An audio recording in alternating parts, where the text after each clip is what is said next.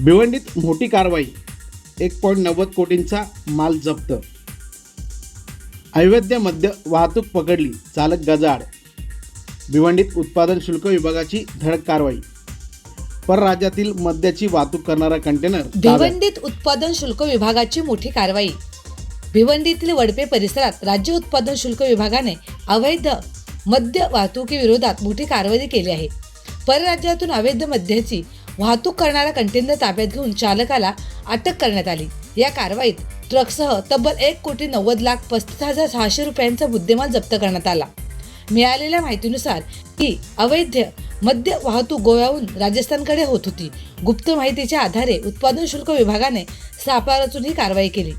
अटक करण्यात आलेल्या चालकाचे नाव हनुमान मोहताराम, वय 28 असे असून त्याच्या विरोधात गुन्हा दाखल करण्यात आला आहे.